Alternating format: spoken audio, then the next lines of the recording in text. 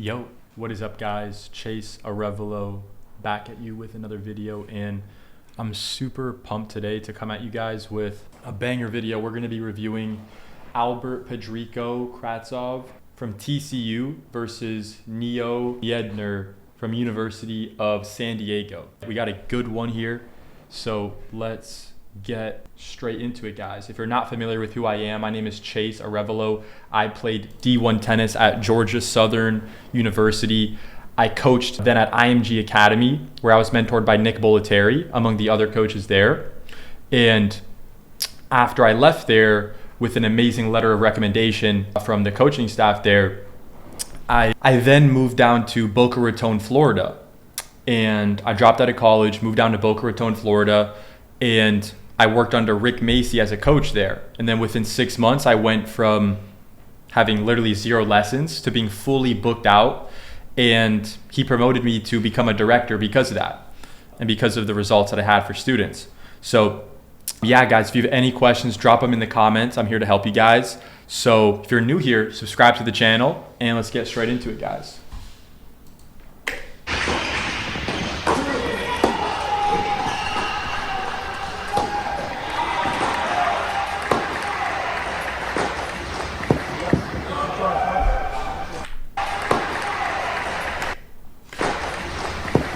That was awesome. Notice, guys, how he wanted to change direction, but because he's moving, because he's on the run, he's going to opt to the open stance. And he can still change direction.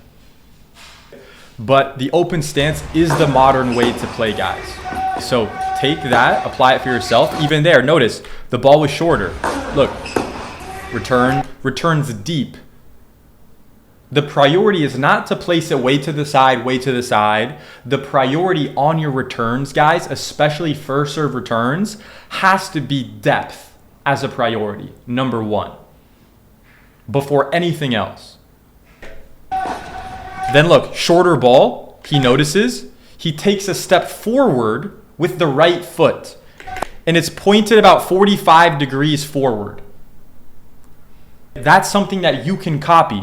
If you're going to the open stance and it's a shorter ball, position your foot like this.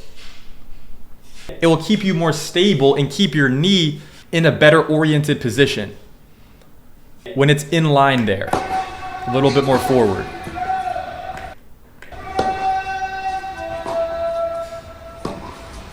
Great patience in the cross-court rally. It's a relatively short ball. Change direction. Now he's on the run here. Go cross again. Good ball. So look, he missed that a little bit long. That was a good miss. That was a really good miss. So if you're in the point there and you hit a similar shot, that's as long as you know your intention was correct, right? And you had a good intention with the shot, it's that you missed it. You know, just make that micro adjustment.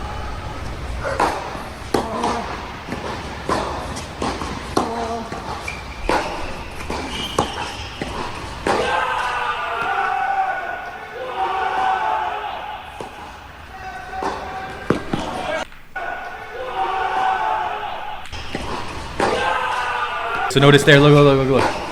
He goes down the line. His opponent's setting up in the one-hander. Notice on his one-hander, something that he does very well technically is notice how his right elbow was locked out from contact as he follows through and as he rolls and as he turns over and he internally or actually externally rotates his shoulder. So you can apply that on your ground strokes as well, even if you have a two-hander or you're talking about your forehand. On your forehand, when you're brushing, make sure that it starts bent, but then you get it straight before you turn your hips and as you go to contact. And then as you roll and you internally rotate your shoulder, which is where it should be coming from, not your wrist, not your hand. Coaches who are saying that, they don't know what the fuck they're talking about. Technically speaking, you have to start the motion internally rotating the shoulder this way. You're going to see it with all the top players, anyone who has optimal technique. So what you can also do is lengthen the lever arm here And what he does is he keeps his right elbow completely locked out and straight. Let's take a look at it again. Even there, look, it's completely locked out.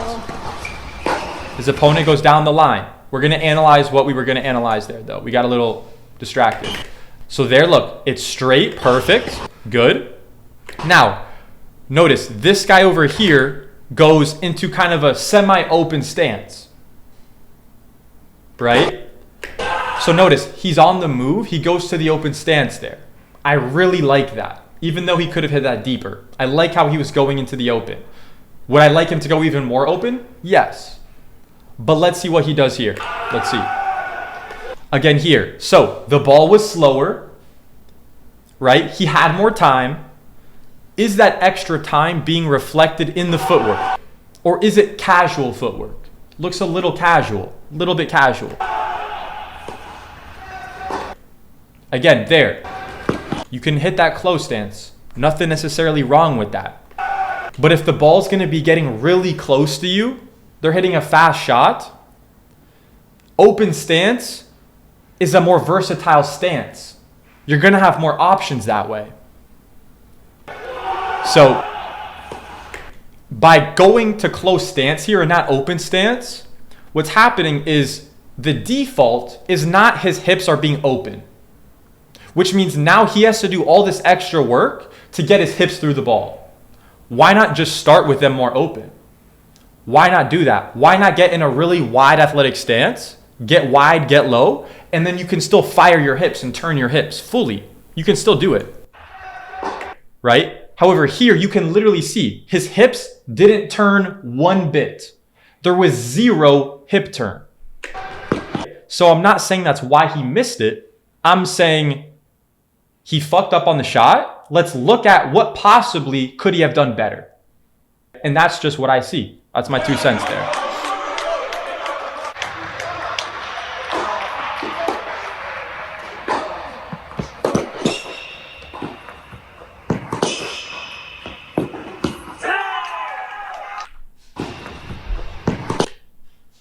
Again, his elbow's locked out.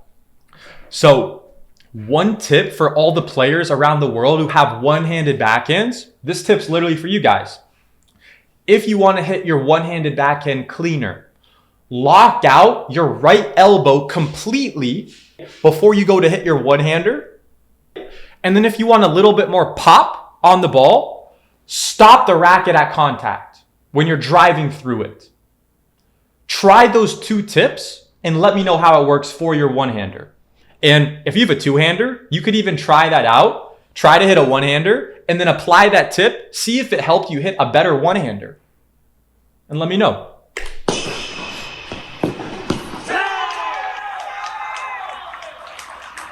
I know that when I've coached players who hit one-handers, that tip's worked wonders for them. And also me learning, I still hit a two-hander, but as a coach, you got to learn how to hit different strokes. So I've learned and I've developed the ability to hit not a great one-handed backhand, but I can make the ball, you know, and I can hit it clean through because I understand the biomechanic principles and I've done quite a bit of volume as well. That's the nature of coaching though. You're going to hit a lot of balls. You're going to get pretty good feel unless you're just a total bum.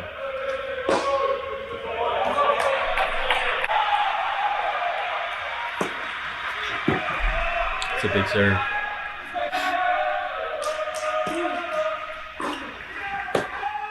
I like the open stance. So there, look, notice how he's slicing here. There's a reason why he's slicing. He's kind of forced to slice here, right? So where did he lose control? Where did he make a bad decision? Potentially, right? Because look, maybe he wins this point, but he's out of control now. He's having to chip the ball now. So let's go back.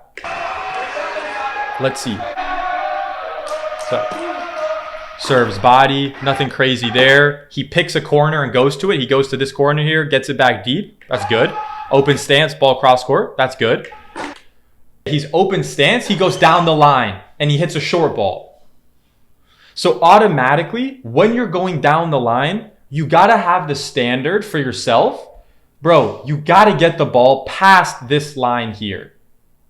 Unless you're ripping it really big or you're taking it really early and your opponent's way off the court, your default has to be getting that ball deeper if you want to do damage. Because what we're going to get to is this now, where if you don't, right, and you hit it short like that, you're fucked. You're totally fucked. Because now this guy goes open stance with the one-hander, amazing technique on his backhand, right elbow's locked out.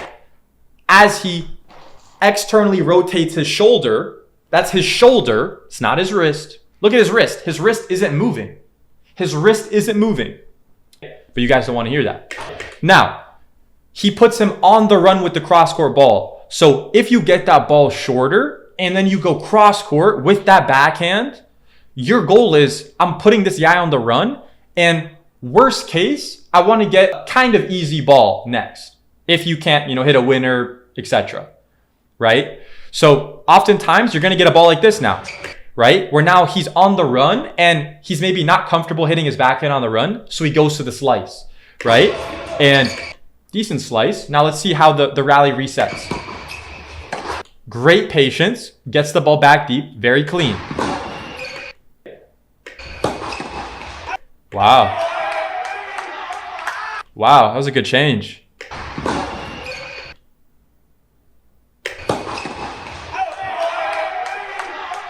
Nothing you can do there. That's just too good.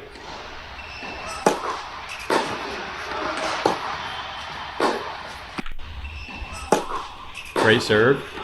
Notice, he's just letting go of the racket with his left hand once the ball bounces.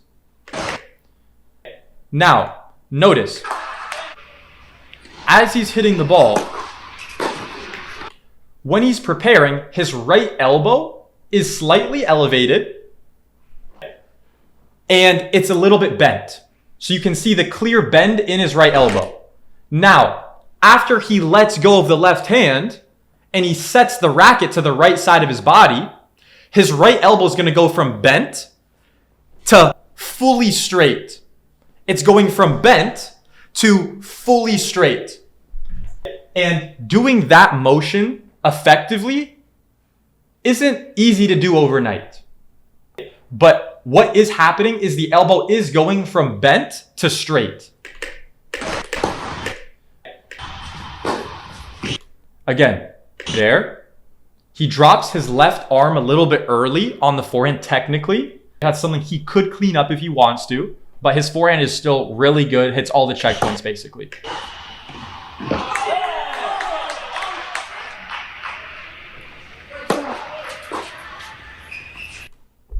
Again, what's a principle that he's doing here again? Just like the other guy did. He keeps the left hand on the racket until the ball bounces, bro. The racket stays on the right side of his body.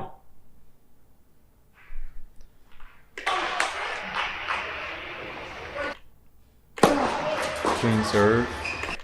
Still on. He's just letting go now.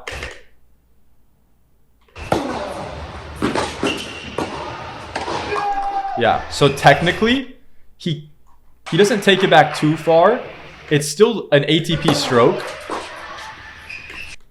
But what you'll see is, this guy could actually clean up his forehand. I believe he could hit an even better forehand if he elevated his right elbow a little bit so that he could set the racket a little bit more naturally to the right side. You'll see how on the stroke, he takes it a little bit behind the hitting side. Not saying you can't be an amazing player with that. Obviously, this guy is a very successful player. Very fucking good player. However, with his body, could he do a little better? I think the forehand would work better if he wasn't pulling from this position all the way here. If he was keeping it a little bit more on the right side of his body, I think that would help him. But very small detail there. This is just one forehand. I have to kind of analyze his forehand more and see as he hits more forehands. So you don't want to make too many judgments off one situation. You want to make sure it's kind of what they're doing consistently, right? Because it could be a one-off scenario, especially with this level of player. But I'll keep breaking it down. Yeah, so like for here, for example, his hand stays on the right side, right? So, yeah, I mean, this guy does a great job. Very small details. I'm being very picky with that, which is a good thing. You guys should expect that from your coaches. They should be picky about that stuff.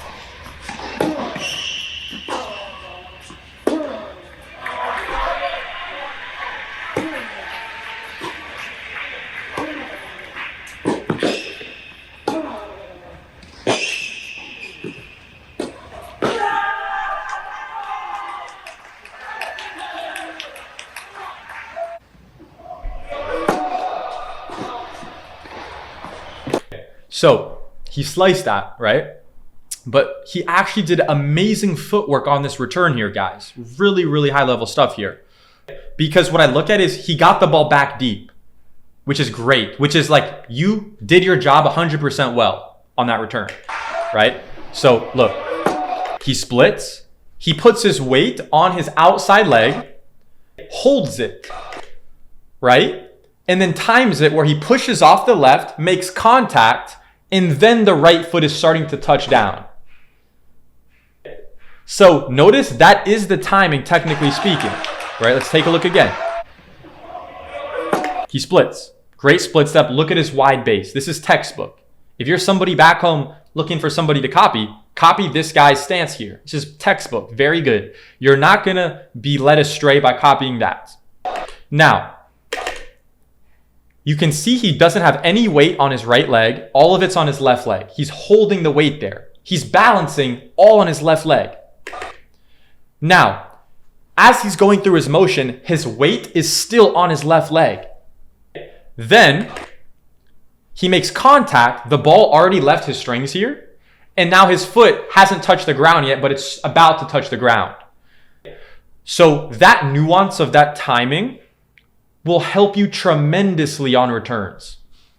A lot of times with players, very simple thing, it's like a very high leverage activity that they can fix, is do this instead of taking the step first with the right leg, putting it on the ground, transferring your weight fully, and then trying to hit it. What I've seen is more often than not, athletes time it way better doing what I just described there, and what this player is just demonstrating here. So let's continue. And like I said, what triggered my brain to look for something like that was the fact that he hit a good shot here, right? When he could have just maybe hit a slice with short, or maybe floating in the middle, but he did a pretty good damaging slice, right? So those are the ones where then look at what the guy did. Look at what the guy did to get that result, right? Because everything in tennis is cause and effect. So I like how he keeps his left arm straight when he lets go of the racket and keeps his shoulder turned pretty well. I love the open stance here. That's awesome. Again, open stance is good there. Good open stance. He could make that, but it's obviously riskier than going back cross.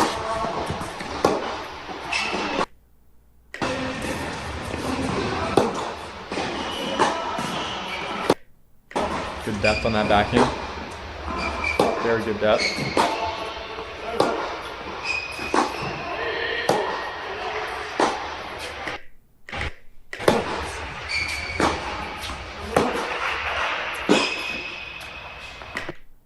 Wow. It makes sense why he's got a great slice, because he's got a one-hander. Usually players with one-handers have a very developed slice because they've got so many reps at it.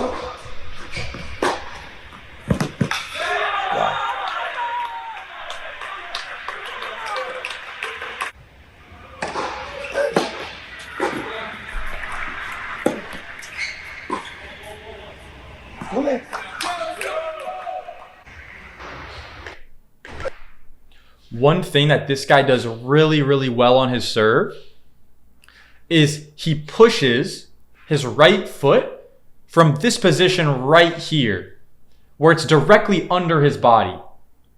When you can position your foot like that, it's going to help you get more of a vertical component going up on your serve. So if you're looking for more jump up, right, and not so much weight transfer like forward, try this stance out.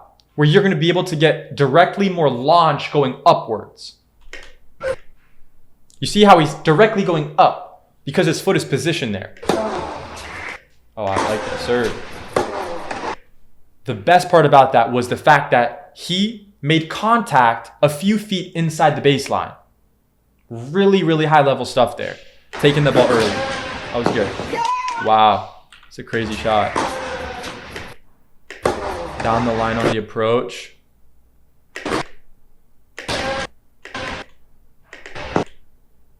Yeah. It's a great shot. Could he have gotten a racket on that? Let's see.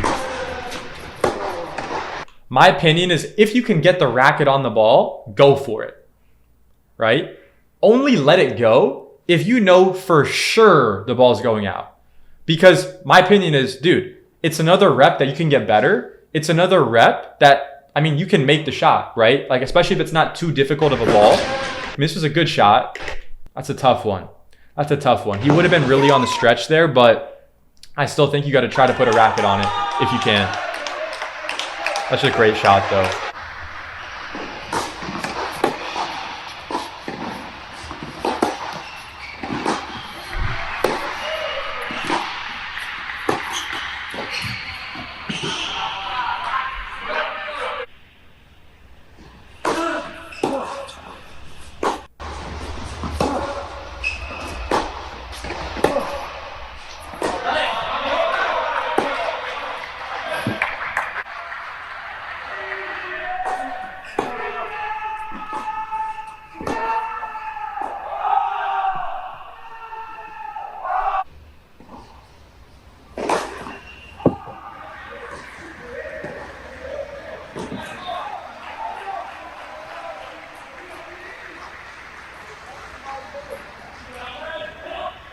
Oh, it was in. Wow.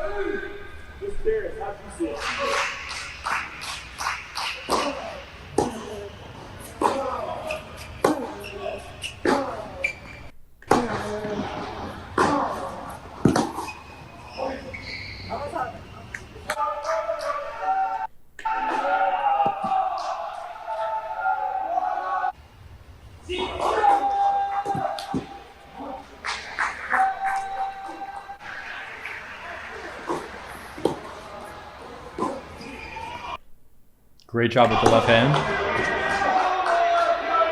Make the forehand, bro.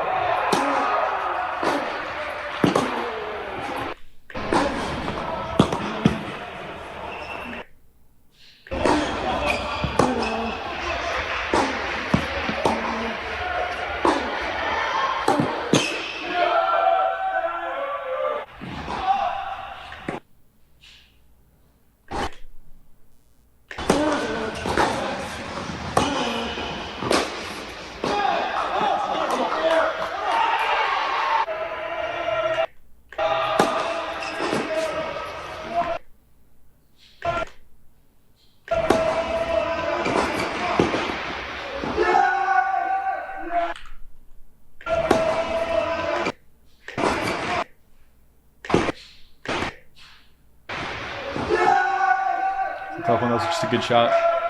Nothing you can do there.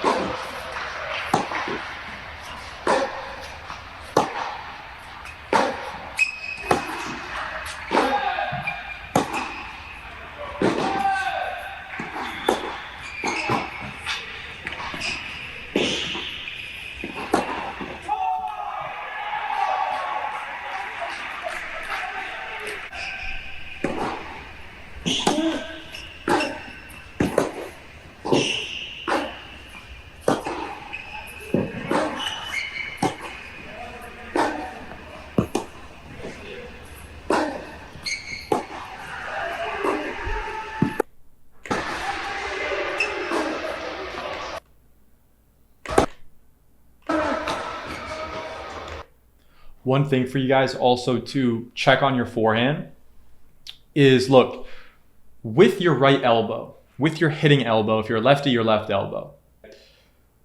What do I say a lot?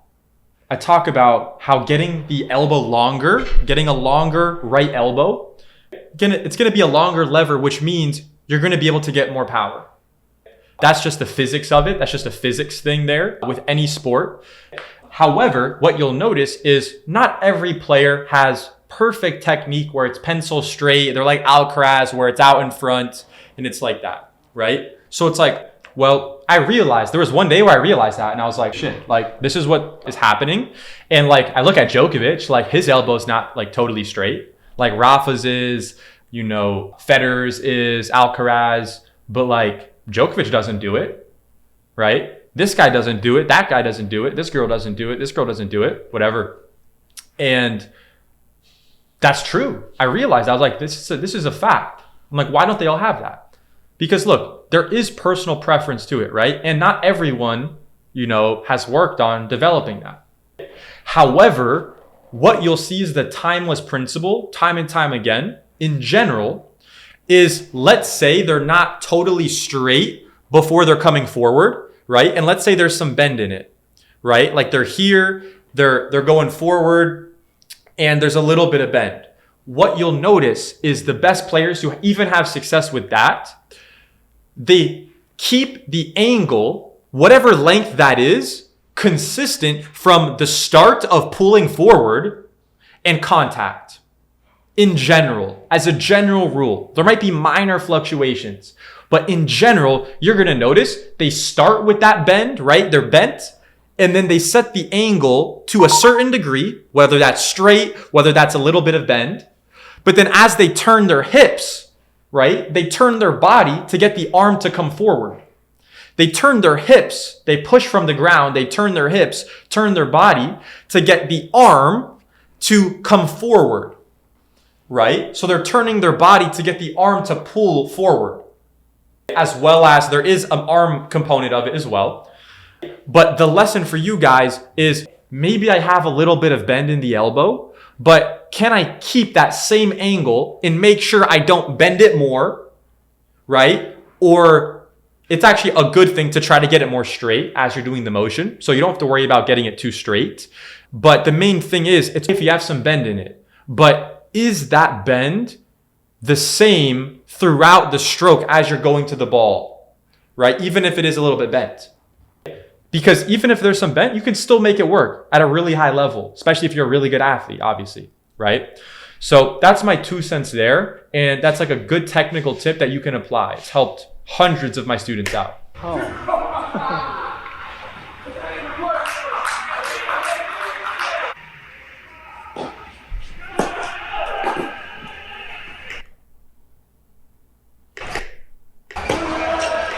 Approach down the line because he wasn't confident he could hit a winner inside out or cross.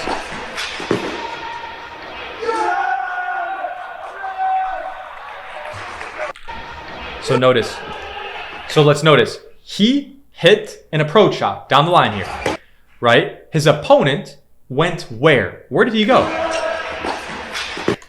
He had it baked in. Passing shot, I'm going to go down the line. So very simple. For you back home, passing shot, go down the line.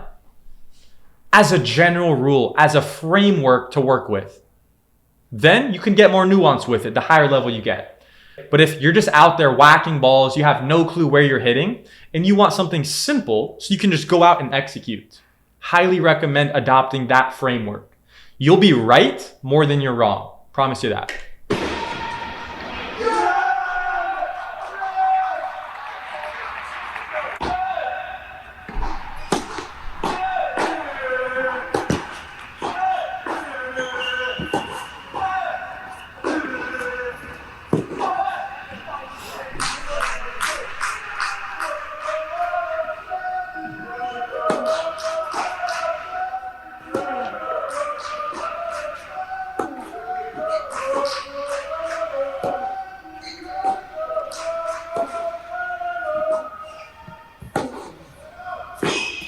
So good, Nina. Let's go.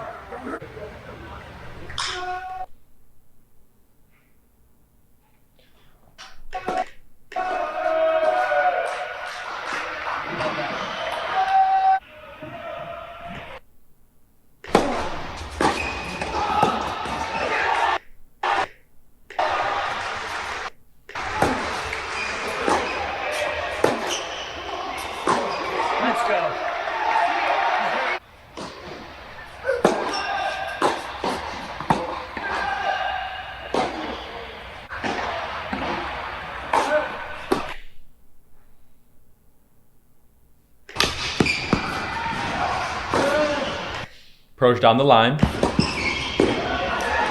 Good shot.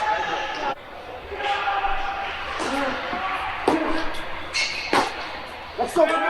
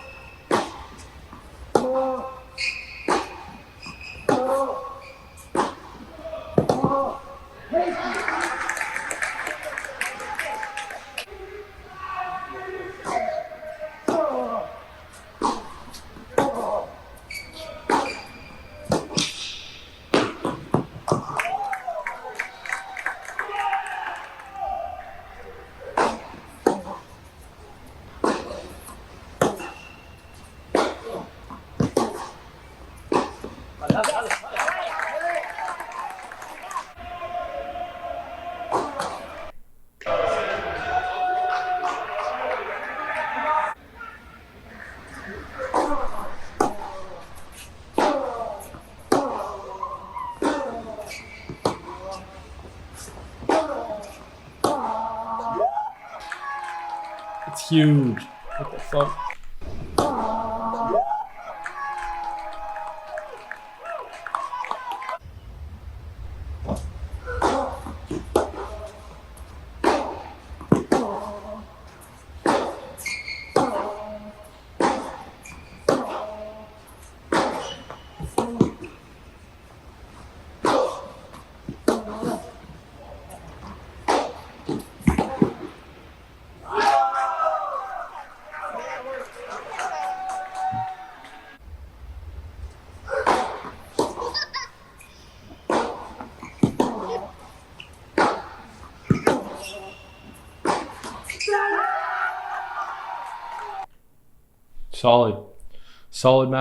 Solid match. But yeah, guys, if you guys have any questions, drop it in the comments below. Let me know your biggest takeaway from this video and what are you going to apply into your next match. Let me know in the comments, guys. And yeah, I hope you have an amazing rest of your day and we'll see you in the next video. Peace.